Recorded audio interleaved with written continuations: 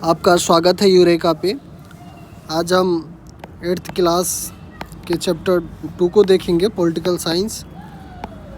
इसमें हम धर्मनिरपेक्षता की समझ के बारे में जानेंगे, साथ ही साथ भारतीय धर्मनिरपेक्षता की क्या विशेषता है, इन चीज़ों के बारे में जानेंगे और किस प्रकार से भारतीय धर्मनिरपेक्षता अन्य देश के धर्मनिरपेक्षता से अलग है, इन सभी चीज़ों के बारे में समझेंगे। नोट्स के माध्यम से भी देखेंगे, साथ ही साथ हम क्वेश्चन आंसर को भी देखेंगे।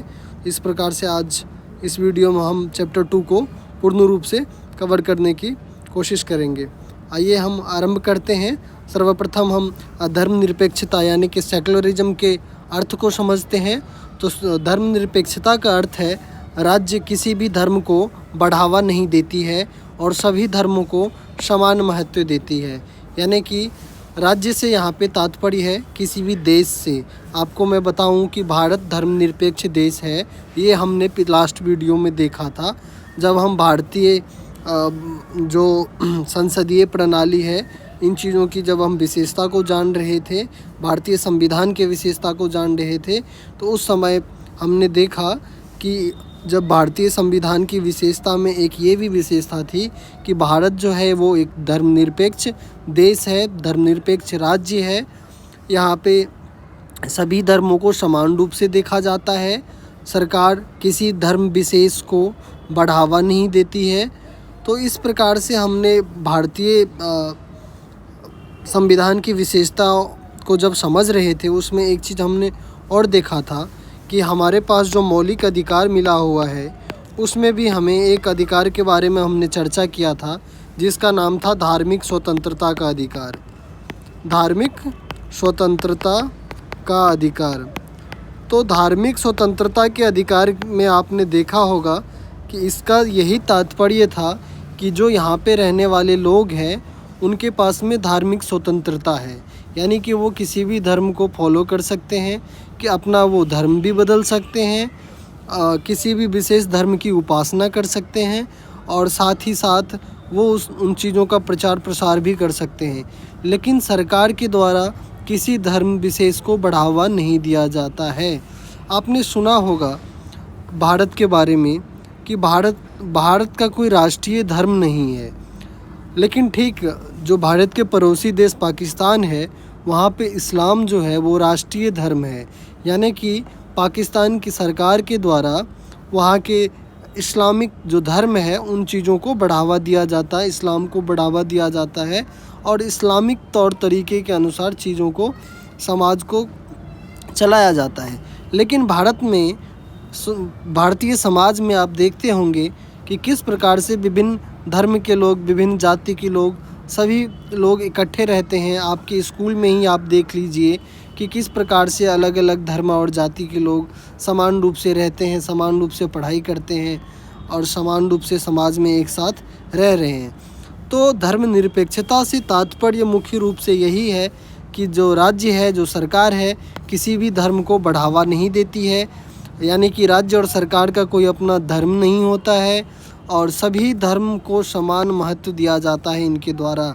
मैं आपको एक दो धर्म का अगर एग्जाम्पल दूँ भारत के संदर्भ में ही, तो जैसे कि आप देखते हैं कि अपने देश में हिंदू भी रहते हैं, मुस्लिम भी रहते हैं, जैन भी रहते हैं, बौद्ध भी रहते हैं, पारसी भी रहते हैं और भी अलग अलग धर्म के लोग रहते हैं। लेकिन सरकार के द्वारा सभी धर्म के लोगों को विशेष महत्व दिया जाता है, सभी को सामान्य महत्व दिया जाता है, किसी एक धर्म को विशेष महत्व नहीं दिया जाता है।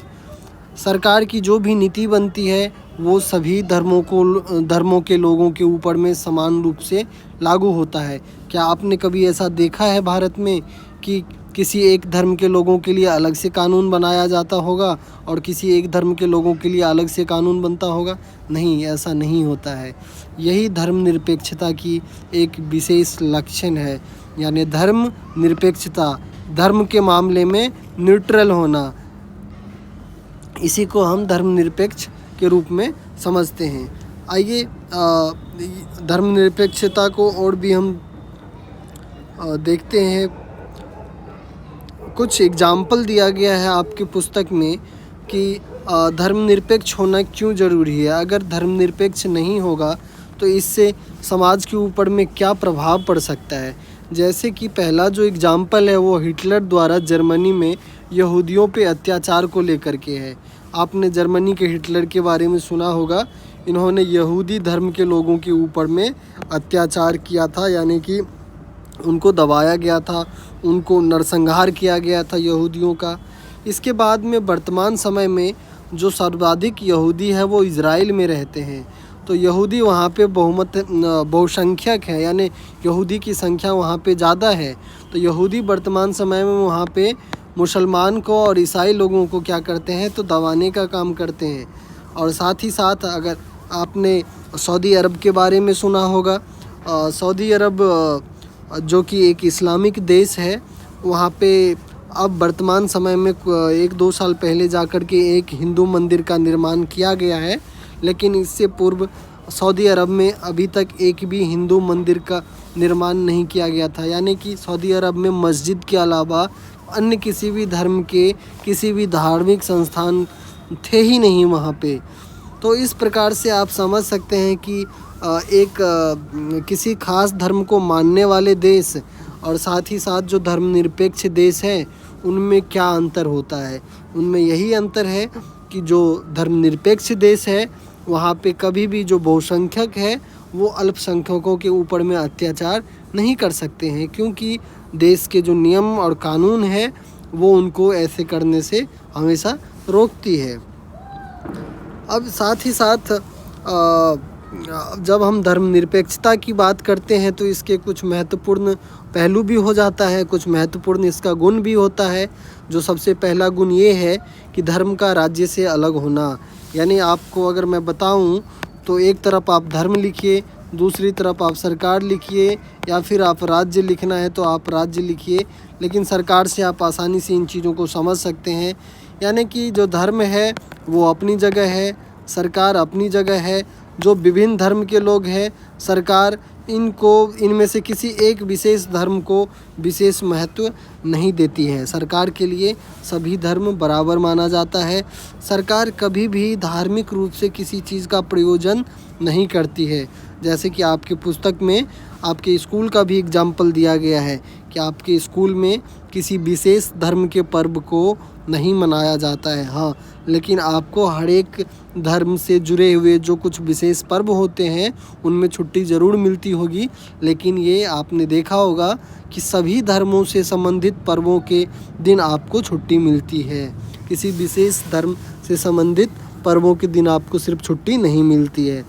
सभी धार्मिक समुदाय को समान धार्मिक स्वतंत्रता दी जाए।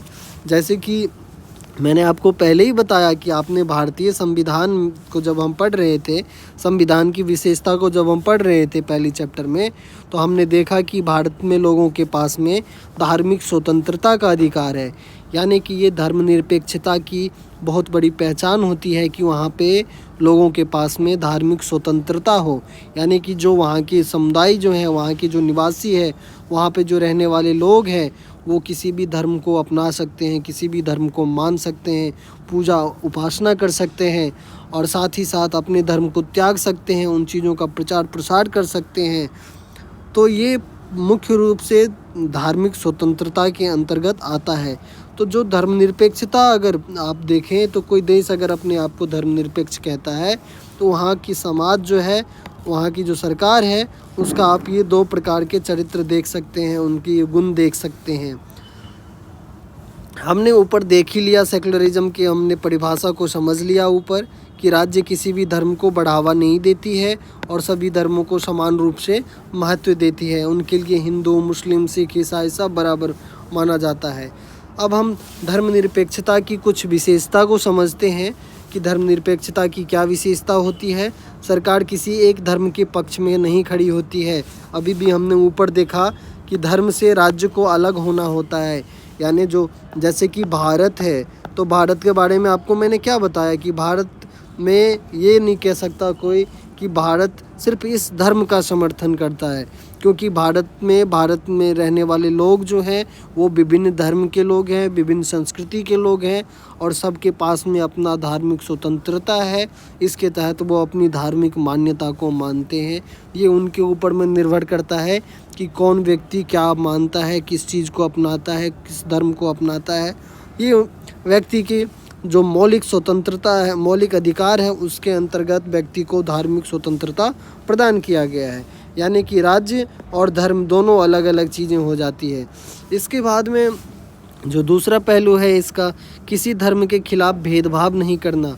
आपको मैंने बताया कि हिंदू, मुस्लिम, सिख, ईसाई, जितने भी अलग अलग धर्म भारत में धर्म के लोग रहते हैं, लेकिन सरकार अपनी नीतियों में, सरकार के द्वारा जो नियम और कानून बनाया जाता है और जो भारत का संविधान है, वो किसी भी धर्म के लोगों के साथ में पक्षपात नहीं करता है, उसके साथ में भेदभाव नहीं करता है। सभी को धार्मिक स्वतंत्रता प्राप्त है, ये हमने देख लिया। धार्मिक स्वतंत्रता के अंतर्गत क्या है कि आप किसी भी धर्म को मान सकते हो, ये आपकी स्वतंत्रता है। आप पूजा उपासना कर सकते हो या फिर जो उस धर्म में किया जाता हो, यानी कि जैसे मुस्लिम नमाज़ पढ़ते हैं, जो हिंदू हैं वो पूजा करते हैं, जो सिख है वो गुरुद्वारा जाते हैं।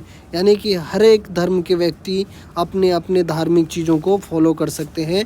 ये उनकी धार्मिक स्वतंत्रता के अंतर्गत आता है। तो ये धर्मनिरपेक्षता की विशेषता हो गया। अब आगे हम देखते हैं धर्म को राज्य से अलग होना क्यों महत्वपूर्ण है। इन चीज़ों के बारे में ये बहुत ही इम्पोर्टेंट क्वेश्चन है कि आखिर आप सोचिए कि अगर धर्म अगर राज्य से अलग ना हो तो स्थिति क्या होगा किसी भी देश में। आपको मैं बताना चाहूँगा कि अभी वर्तमान समय में भी कुछ देश ऐसे हैं जहाँ पे धर्मनिरपेक्ष देश हैं, कुछ देश ऐसे हैं जहाँ पे उनका अपना राष्ट्रीय धर्म है। मैं आपको फिर से एक बार पाकिस्तान का ही एग्जांपल दूंगा।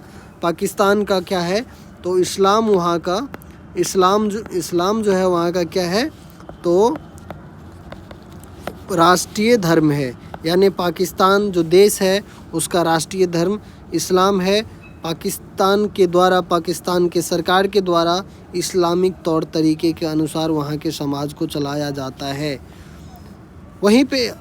वहाँ पे हिंदू भी रहते हैं, क्योंकि जब आज़ाद हुआ था, जब भारत का बंटवारा हुआ था, जब पाकिस्तान बना था, तो उस समय में कुछ हिंदू भी थे वहाँ पे जो वहाँ पे रह गए, कुछ लोग इधर भारत की तरफ आ गए।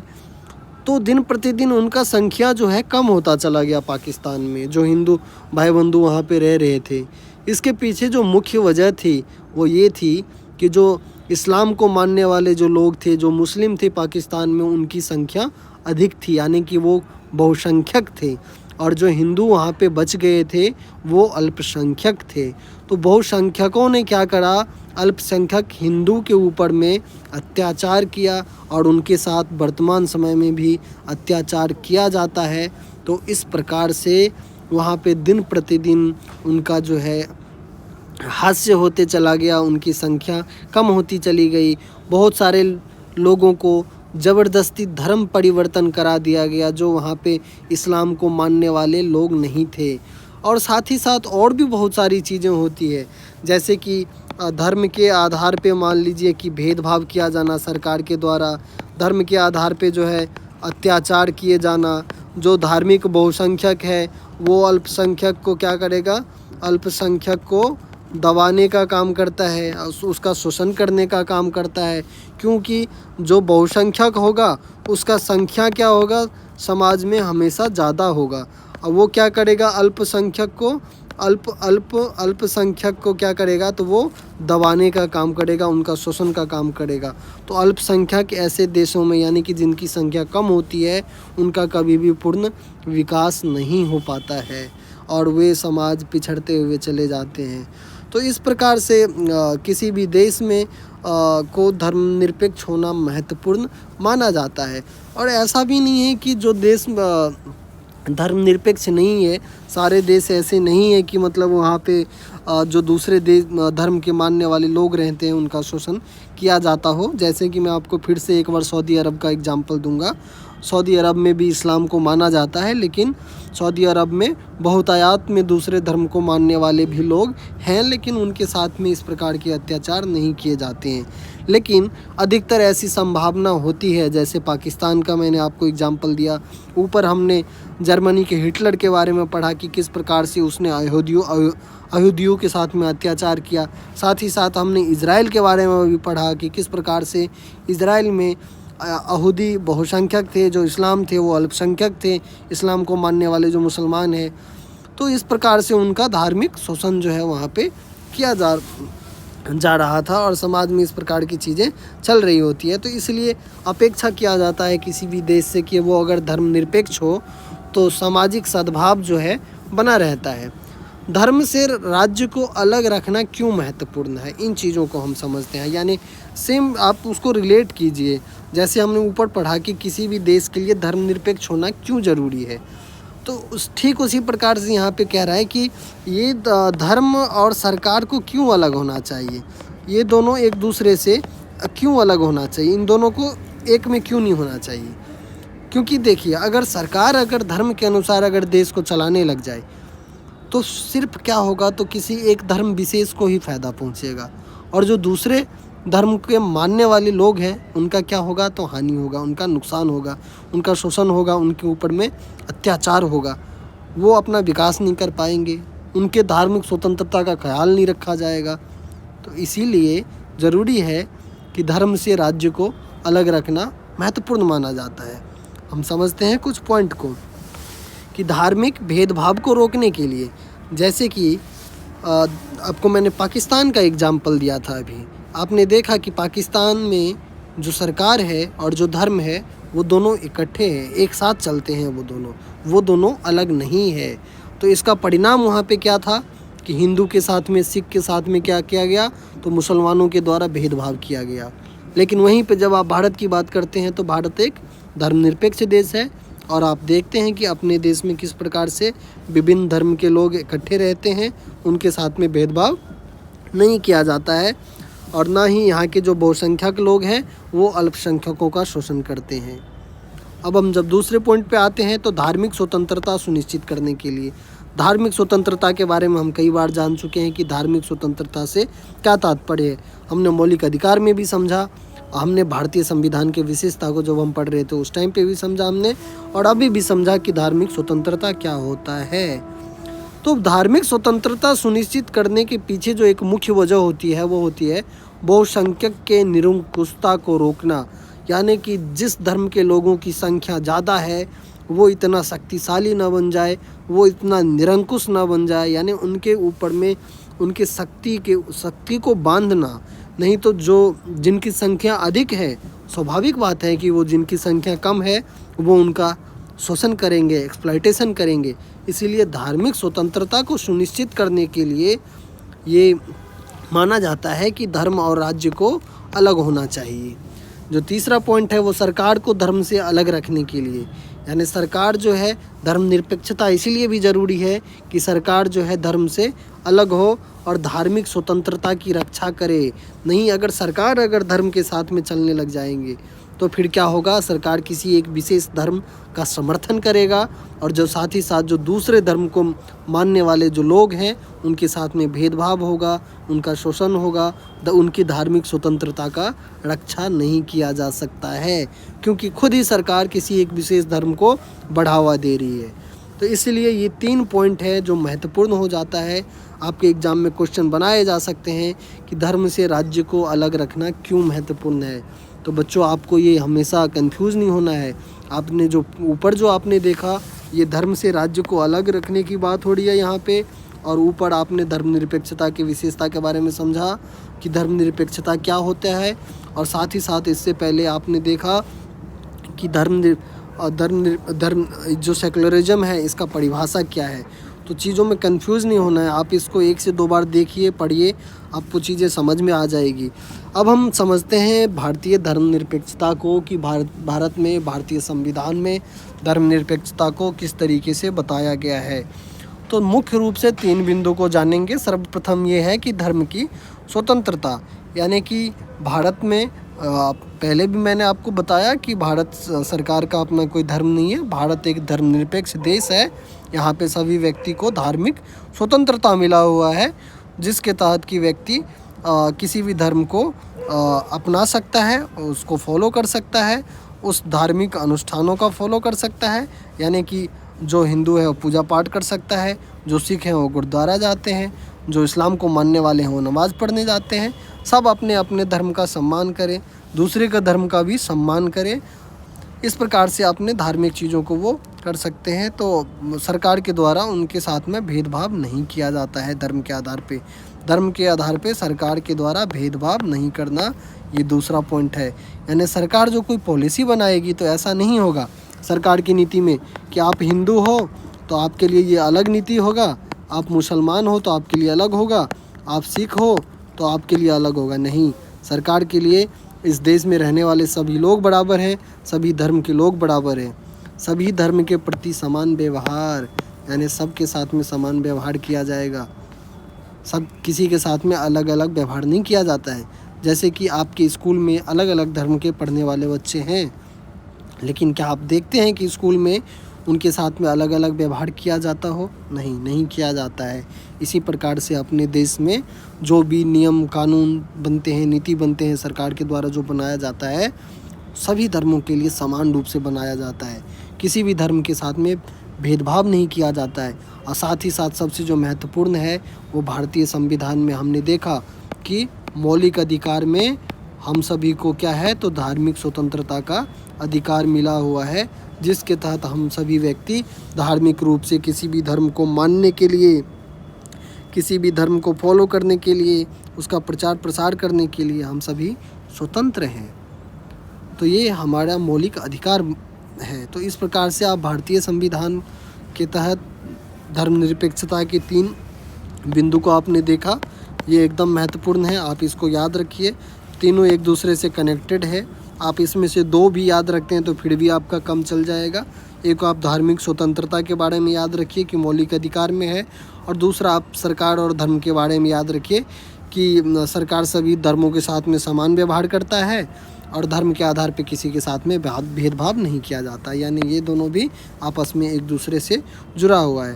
साथ ही साथ आपको मैं बताऊं, जो मैंने आपको ऊपर ही बता दिया, भारतीय संविधान में मौलिक अधिकार के अंतर्गत सभी व्यक्ति को धार्मिक स्वतंत्रता का अधिकार जो है वो प्राप्त है। इस चीज़ को आप रखिए, बहुत ही इम्पोर्टेंट है, इसको आप नोट कीजिए। भारतीय धर्मनिरपेक्षता क्या है, इस चीज़ को हम समझते हैं। सरकार किसी एक धर्म का पक्ष नहीं लेता है, ये भारतीय धर्मनिरपेक्षता का एक विशेषता है कि हमने ऊपर भी देखा कि सरकार के द्वारा किसी भी एक धर्म का पक्ष नहीं लिया जाता है। लोगों के पास धार्मिक स्वतंत्रता है, किसी भी धर्म को मानने, पालन करने एवं उसका प्रचार करने का लोगों के पास में स्वतंत्रता है। साथ ही साथ धर्म आधारित अन्याय को रोकने के लिए सरकार धर्मों में हस्तक्षेप कर सकता है। ये इम्पोर्टेंट है, जो बहुत ही ज़रूरी है आपको समझना। अभी मैं नीचे और भी आपको बताऊंगा। एक क्वेश्चन यहाँ पे और भी बनता है कि किस प्रकार से जो भारतीय धर्मनिरपेक्षता है वो अन्य देशों के, जैसे यूरोप के देश और अमेरिका से अलग है भारतीय धर्मनिरपेक्षता। जब हम इन चीज़ों को देखेंगे तो इसी बिंदु के बारे में हम देखेंगे कि किस प्रकार से भारत धर्मनिरपेक्ष होते हुए भी अगर किसी धर्म के अंतर में अगर कोई कुरीतियाँ हैं जिससे कि लोगों का मौलिक अधिकार हनन होता हो, लोगों का अधिकार प्रभावित होता हो, लोगों का शोषण हो, उन चीज़ों को दूर करने के लिए सरकार कभी कभी अन्याय को रोकने के लिए धार्मिक मामले में हस्तक्षेप कर सकती है। जैसे कि कुछ एग्जाम्पल है दहेज प्रथा का, छुआछूत का, भेदभाव का, महिलाओं के साथ में असमान व्यवहार का। यानी किसी भी धर्म में मान लीजिए कि अगर उनके धार्मिक अनुष्ठान में ऐसा है कि महिलाओं का अपमान हो, उन चीज़ों से अगर वो उस प्रकार का अनुष्ठान करते हैं।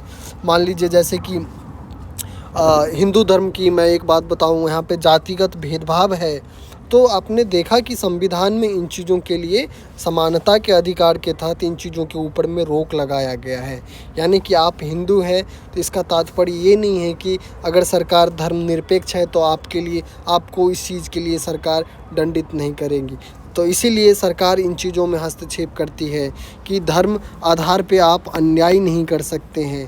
अगर आप अन्याय करते हैं जिससे यदि किसी व्यक्ति के मौलिक अधिकार का हनन होता है, मौलिक अधिकार प्रभावित होता है, तो सरकार धार्मिक मामले में हस्तक्षेप करती है।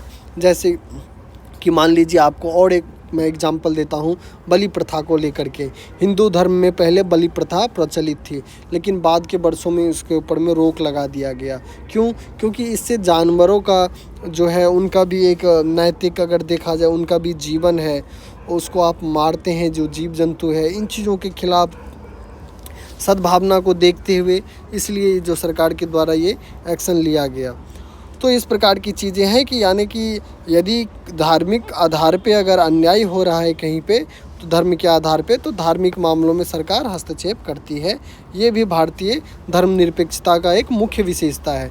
साथ ही साथ सरकार सभी धर्म के त्योहारों को समान रूप से मनाता है। जैसे कि आपको मैंने पहले भी बताया कि आपको होली पे भी छुट्टी मिलती है, ईद पे भी छुट्टी मिलती है, दिवाली पे भी छुट्टी मिलती है, क्रिसमस पे भी मिलती है।